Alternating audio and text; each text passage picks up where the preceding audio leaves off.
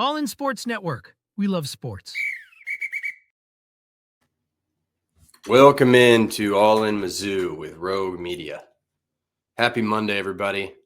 If you missed it somehow, it'd be shocking to me if you don't know. If you're on this podcast now, you're listening to it, and you don't know what happened on Saturday. But just in case you have no idea what we're talking about today, we're talking about Missouri and South Carolina. Saturday night football in Columbia, Missouri. Missouri wins at 29-20. Gets its first win in the SEC, moves to 4-0 on the year.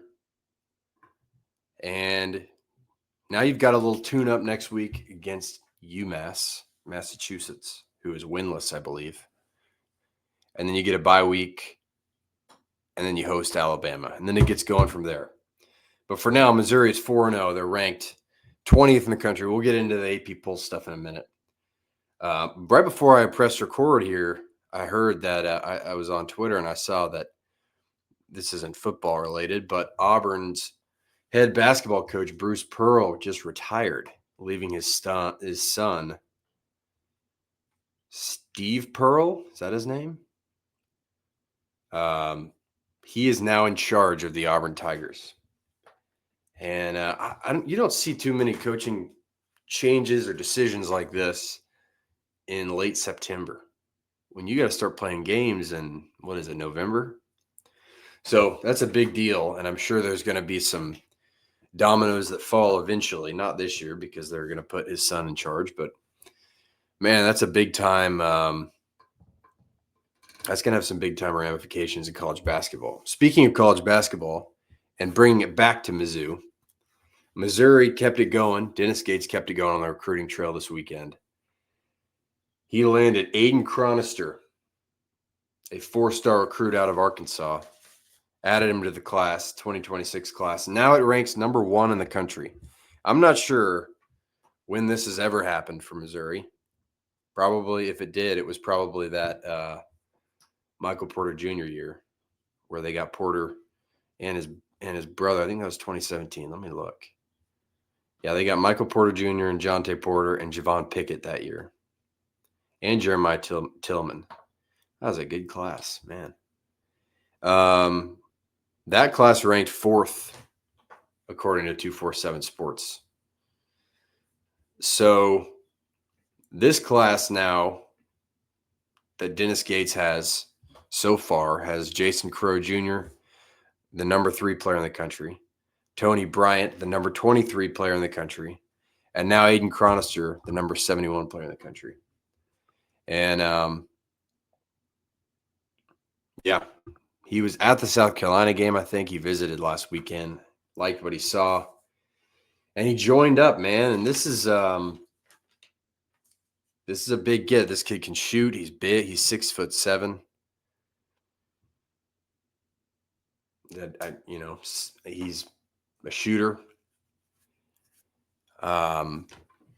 We talked to James, if you remember, a couple weeks ago. My buddy James came on to talk some basketball, and we'll have him back on probably this week if he's around to talk Aiden Chronister.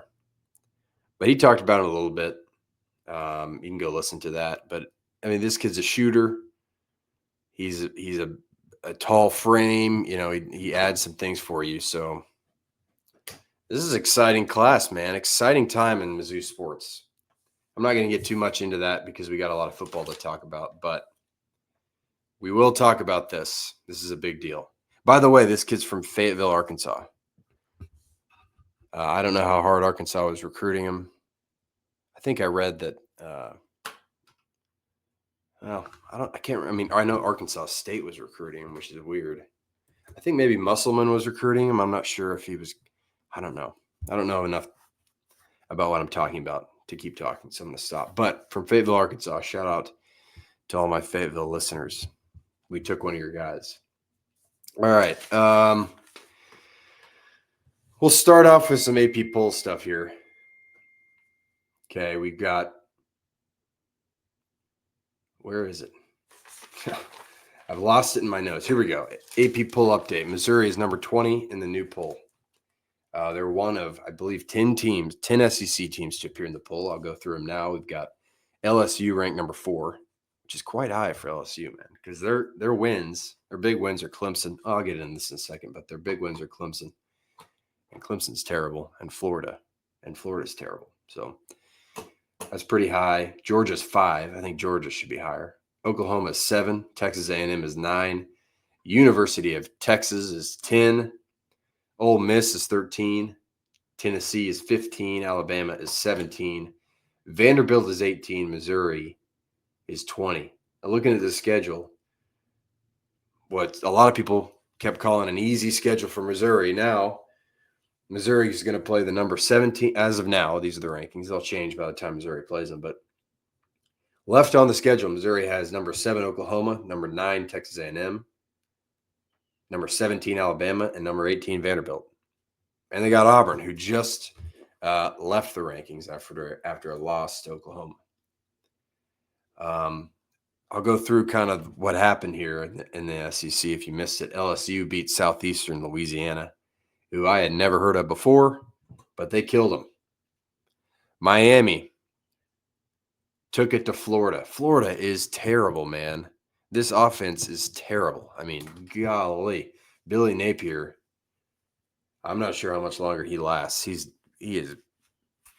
I mean, I think they're ready to. Florida fans are ready for him to be gone. I mean, it's bad. DJ Lagway was 12 of 23 for 61 yards. This DJ Lagway last year, when Florida was struggling, he was at least playing well. He's a 5-star freshman, And that was a big reason why people didn't want to fire Billy Napier, because they had Lagway, and if Napier left, maybe Lagway leaves. But now it's like, man, this whole thing is bad. You may want to get rid of everybody. Lagway was terrible. He was 12 of 23 for 61 yards. Does DJ Lagway stink all of a sudden? I mean, I don't know what's going on in Florida. Really weird. Texas beat Sam Houston State. My parents were there. My sister was there at this game. My dad said Arch made some good throws. I didn't watch it, but I believe him. Arch, his numbers look a lot better. He bounces back. He gets a little excited after that touchdown run in the end zone. I don't know if you guys have seen that. He had a little run and then talked a bunch of trash to Sam Houston State, which is one of the worst teams in all of college football. But I imagine he was just excited to score. He's had a difficult couple of weeks now. Maybe this is a spark plug for him in this Texas offense. Ryan Wingo, Missouri's kind of old friend. He had a good game. I think he had 90-something yards, 80-something yards, something. Oklahoma beat Auburn by, what was the score of that game, man? It was close for all of the game. Ended up 24-17. And, man, Oklahoma may have gotten away with one here. There is a call that Oklahoma scored on that play where they pretended to sub someone out, but he didn't go out, and he was, wide open down the sideline. It's kind of a tricky play, which I believe is not allowed. I actually don't know the rules, but the SEC came out and said it should have been a penalty. And Oklahoma scored on it, and they won by a touchdown. So they may have gotten away with one, but, man, John Mateer, their quarterback, looks really good. I think they're really, really good. That defense had 10 sacks against Auburn, which I thought was a typo at first. That's the type of stats. This summer, I started a College Football 26 dynasty where I started out as the defensive coordinator for the Louisiana Raging Cajuns, the team Missouri beat last week. And I was the defense coordinator, and we were an aggressive defense. And, we would put up like 10, 11 sacks a game, and that was fun. But that's a video game, man. This Oklahoma defensive line is nasty. I can't remember the last time Oklahoma had a good defense and a good offense at the same time. I was growing up with Baker Mayfield throwing the ball around for Oklahoma, but those defenses were terrible. So you might have a really good Oklahoma team there right now. Ole Miss beat Tulane. They beat him real bad. Trinidad Chambliss looking really good as their quarterback. He was the backup. Now he's playing for him. I think they should stick with him. Tennessee beat UAB. Not much to say here except Aguilar their quarterback, Joey Aguilar, is one of the best in the conference, one of the best in the country. Vanderbilt beat Georgia State. This was a revenge game. I texted I didn't realize, I watched this game kind of. I was keeping up with it. I had a friend who played for Vanderbilt. Shout out Will Ferris. So I put on their notifications for ESPN on my phone. So I get every score that Vanderbilt makes. I get it all. And so I'm getting these notifications, and they keep on coming. Turns out Vanderbilt dropped 70 points on Georgia State, a team that they lost to about a year ago to the day.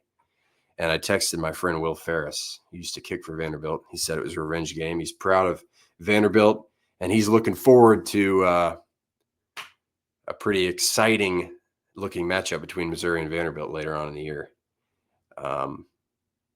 Maybe I'll have Will on when we play Vanderbilt, when Missouri plays Vanderbilt. Okay, man. Arkansas. I know I got some people from Arkansas who listen. I was watching the game with some people from Arkansas who went to Arkansas.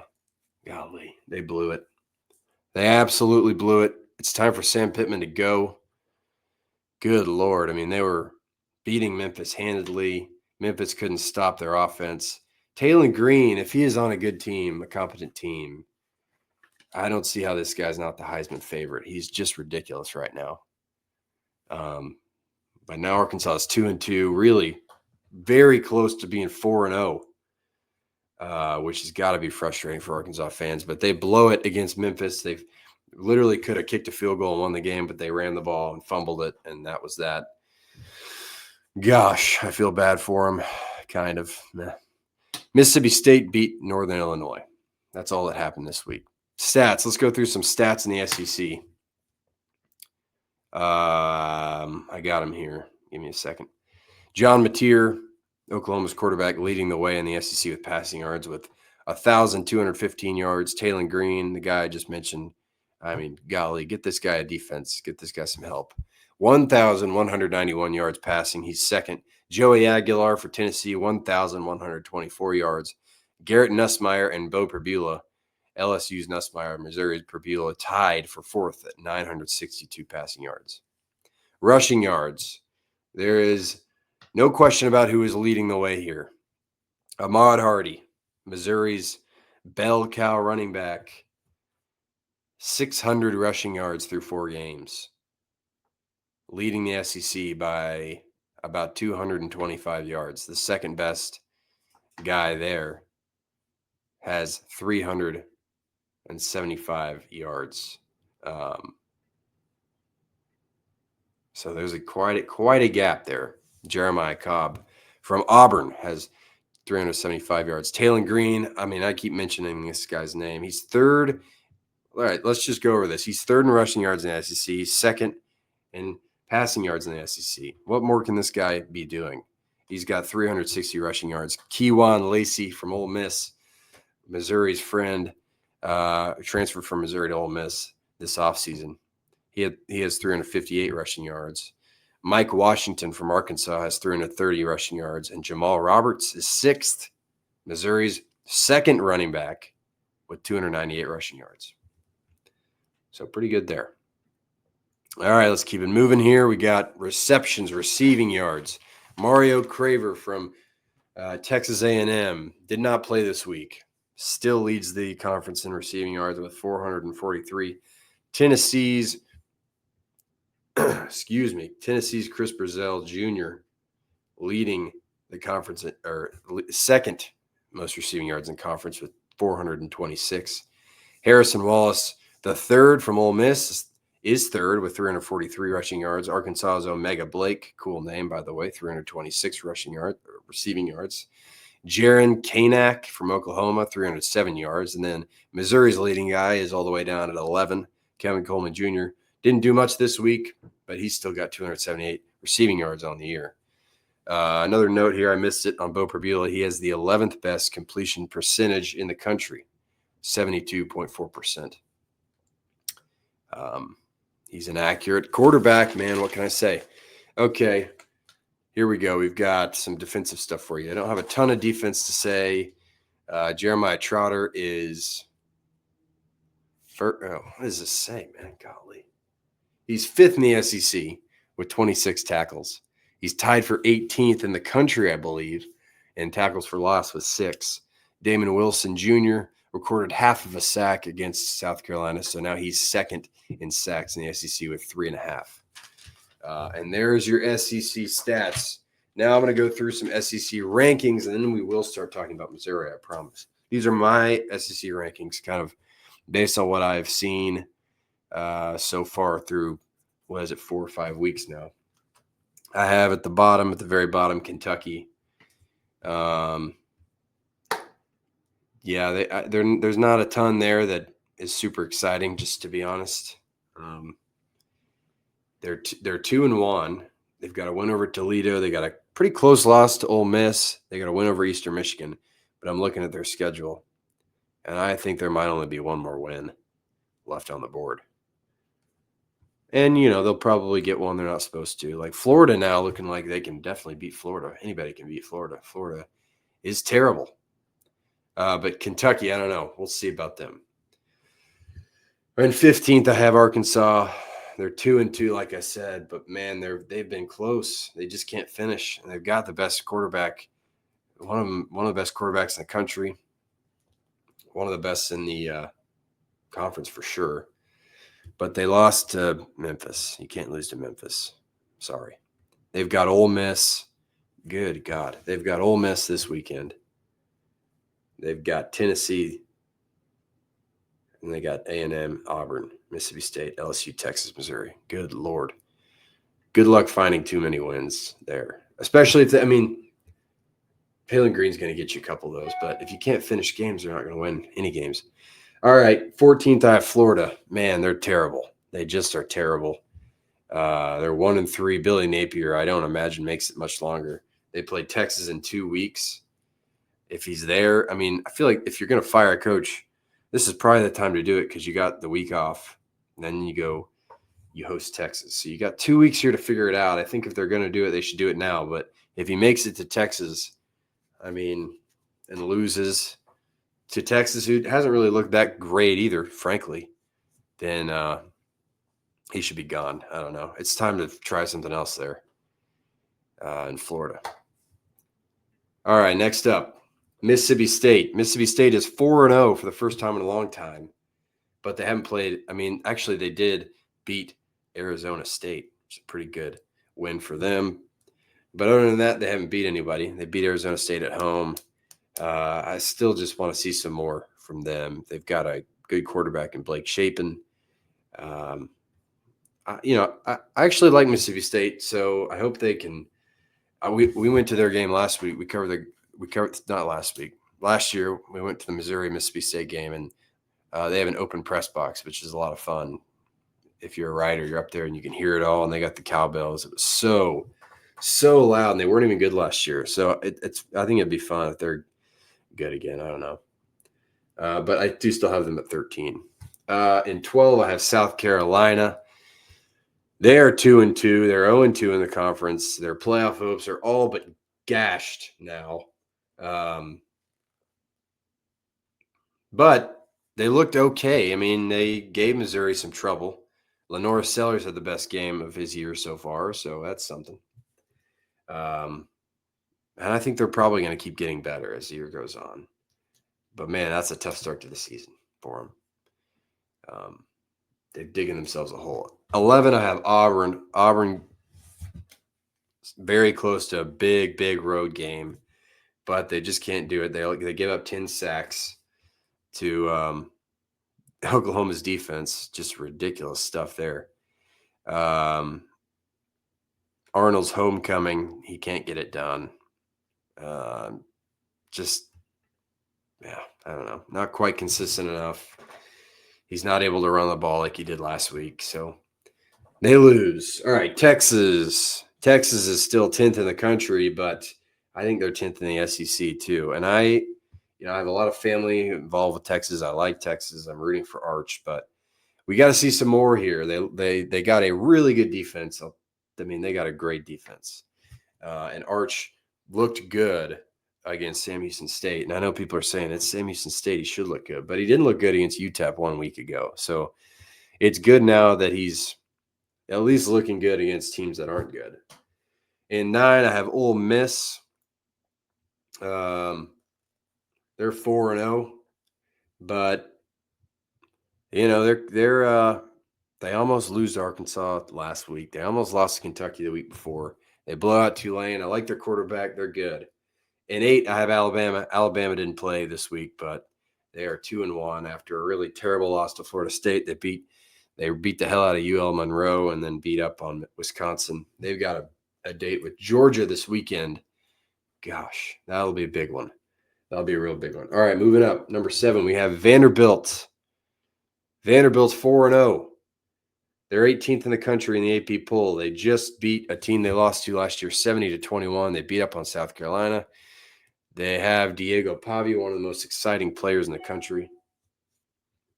Vanderbilt's good, man. This is not your daddy's this is not your granddaddy's Vanderbilt. That's what I was trying to say. Vanderbilt's a good team.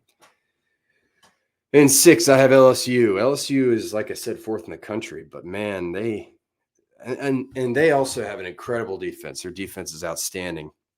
They haven't allowed more than 10 points all year, but their best win is Clemson, and Clemson is terrible, and they barely beat Clemson. And then Florida, they only beat Florida by 10 points. I mean, they couldn't score against Florida. I don't know. I think LSU is really good. Their defense is good. Nussmeier is right there, but they got to break through here a little bit. Sorry, this is going long here. I'm having fun talking about the SEC.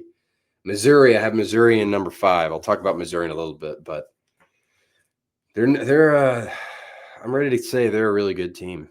They're going to be really tough. They got a really good defensive line. They got the best run game in the country, damn near. So there you go. 4, I have Oklahoma.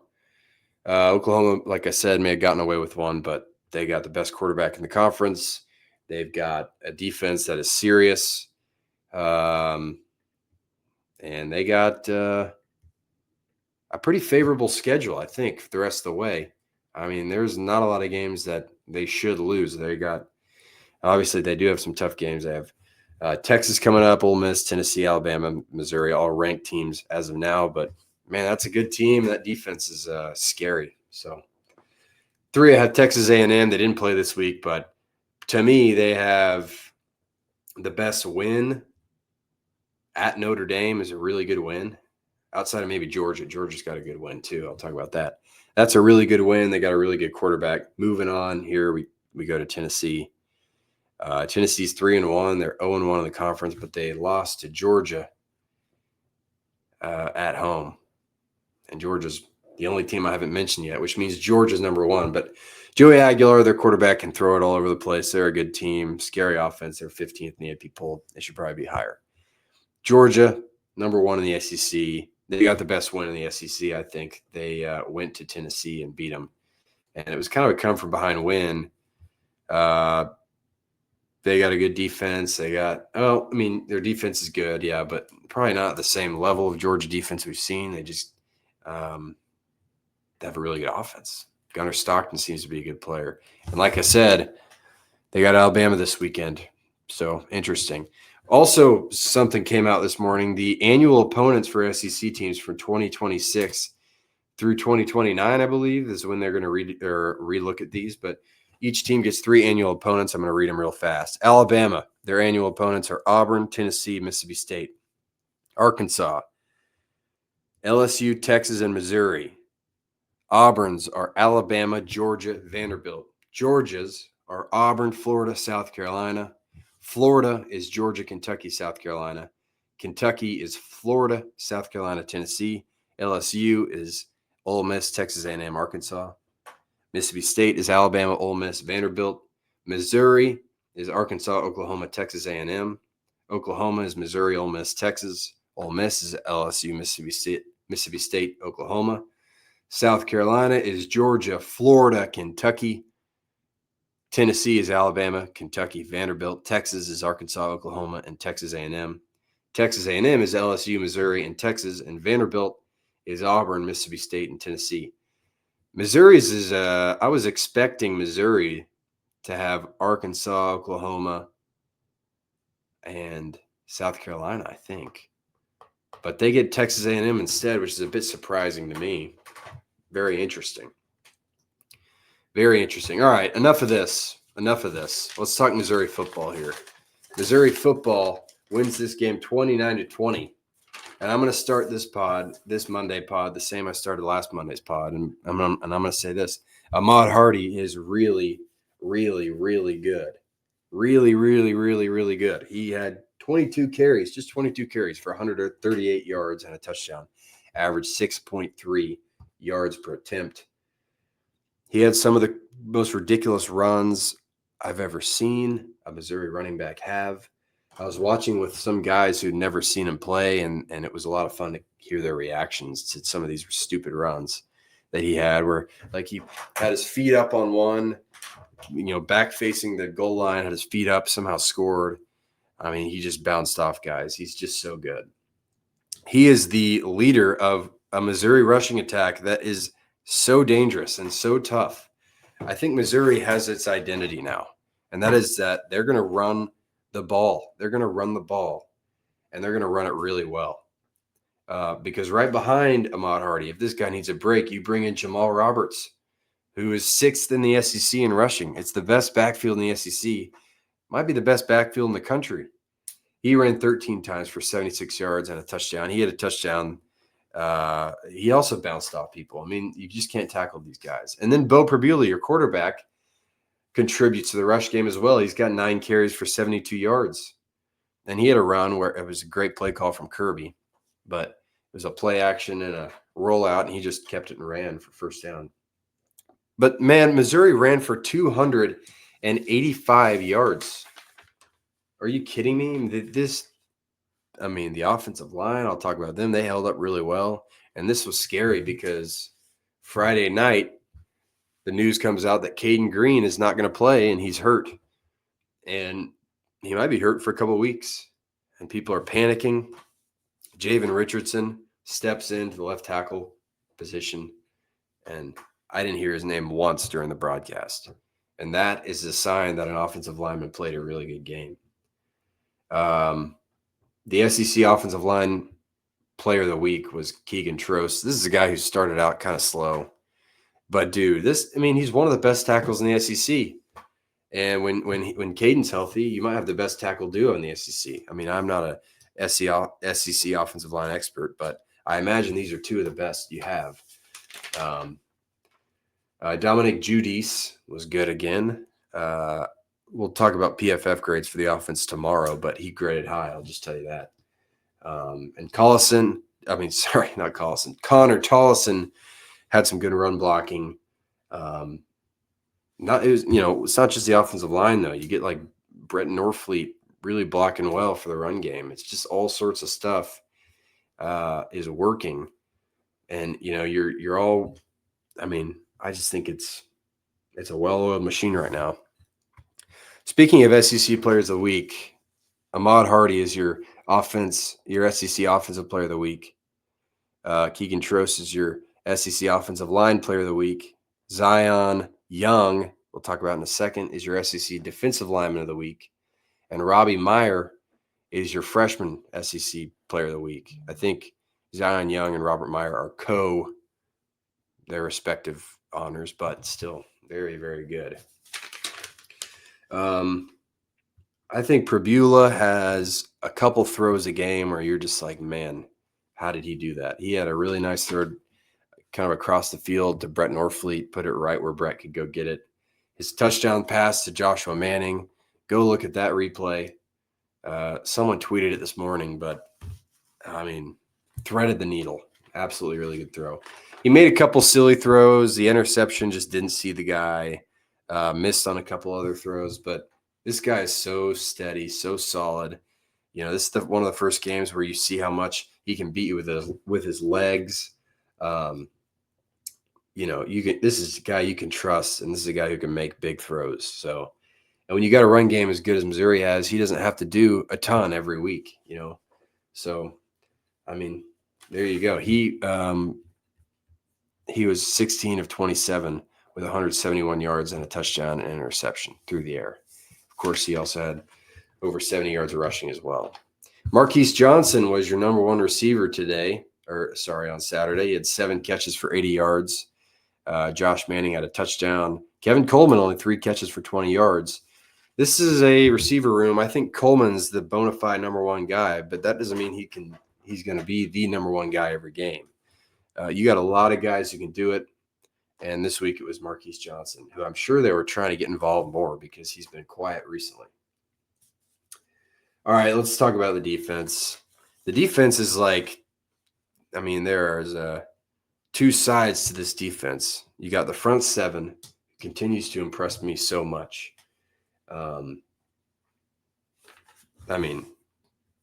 Probably the most impressive stat I've seen in a long time. Missouri held South Carolina to -9 rushing yards. -9. So if South Carolina doesn't board the plane to Missouri, doesn't show up and play this game, they have a better rushing performance than they did on Saturday. Think about that. That's crazy. The front seven's good. The defensive line was amazing. Zion Young was amazing. He was in the backfield just about every play. Damon Wilson, of course, got some good pressure. Sterling Webb was awesome. And then your linebackers, Josiah Trotter, he's everywhere. He's flying around. He's making tackles all over the place. Nick Rodriguez was good. He dropped an interception, but other than that, he was really good.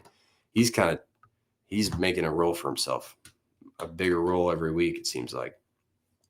What else? What else can I say about that front seven? I'll give you some stats. Zion Young had 9 QB pressures, 2 QB hits, 1 sack, 6 QB hurries, and 3 tackles. Nicholas Rodriguez, 1 sack, 5 tackles. Sterling Webb, 1 sack, 1 hurry, 2 pressures. Damon Wilson, 4 pressures, 4 hurries. Chris McClellan, 4 pressures, 3 hurries, 1 quarterback hit. And Khalil Jacobs, another linebacker I didn't mention, a sack. Tristan Newson also played pretty well in this one. That linebacking core is very good, I think. Now, the other side, the back side of this Missouri defense is the secondary. And I'm not sure I've ever seen Drinkwitz the way he was after a win talking about the secondary. I mean, he was excited. His press conference, he was excited, and he was, happy. But he went after his secondary. He said, this is unacceptable. I'm going to be talking to some defensive coaches to see what's going on. We need to fix this, and they do need to fix it. Lenoris Sellers had his best game of the year, throwing all over this Missouri secondary. 302 yards, 18 to 28 for 2 touchdowns. And Missouri's defense dropped a couple interceptions, honestly. But, your defensive line, this is how it went most of the game. Your defensive line does something good on first down. South Carolina runs it. It's stuffed. So now they've got to abandon the run. They got to throw. It's maybe a 5-yard gain, something like that. Or no, say like this is what was happening a couple times in this game. This happened. Like Missouri's run defense shuts it down on first down. So then you got to throw. You get a sack. So now it's like 3rd and 15. And then they pick up the first down. And because the secondary just can't seem to keep up, there are a couple of really big plays that guys just got beat on. Lenoris Sellers made some great throws. He also missed a couple throws, which there was a guy wide open in the fourth quarter. I think it was the fourth quarter that may have scored if he had hit him. So it could have looked worse for the secondary. I don't know what to do. I think you got to fix it up a little bit, obviously. Your cornerbacks, I think Drayden Norwood went out for a little bit with an injury. I'm not sure his status. But, a lot of times what I'm noticing is and I'll talk about the defense and what I see on Wednesday, but there is a lot of watching the ball, watching too much and not, you're getting sucked in by play actions and whatnot. So, their secondary's got to clean it up. But I think the defense overall, if you can just have a decent secondary, just be a little bit better than that. Cover better. Then you can, I mean, this defense is going to be really good because that defensive line is really scary and not many teams are going to be able to stop them. So, I mean, you know, I Drayden Norwood and Toriano Pride, Stephen Hall, they're all experienced. Your safeties are very experienced. I'm not totally sure what's going on. I mean, unless you just want to say that they're experienced, but maybe they're not that good. But I don't believe that. Like Dalen Carnell is a good player. We know that. Jalen Catalon is a former All-American. Drayden Norwood's been starting on this team for 3 years now. Toriano Pride started a bit for Clemson, then came here to start. He should be better. Marvin Burks has been here for a long time. He should be better. So Stephen Hall, you know, he's your third guy there. I'm not sure what we're going to get with him, but he should be better. So I think it's probably something you can remedy. And you got UMass this week, then you got a bye. So this is a good time to, you know, if you're going to make changes to anything, this is a good time to do it. But yeah, Lenore Sellers looked like the quarterback we all thought he was for the first time all year against this Missouri defense because of the secondary. The defensive line made it really hard on him, and the secondary didn't. Like I remember like there's that one sequence where I think it was Sterling Webb gets his sack, and it's like, and then you get a penalty on South Carolina, so it's like 3rd and 37, and he just finds a wide open guy 30 yards down the field. They get in field goal range, kick a field goal. There's another time where you give up a big play.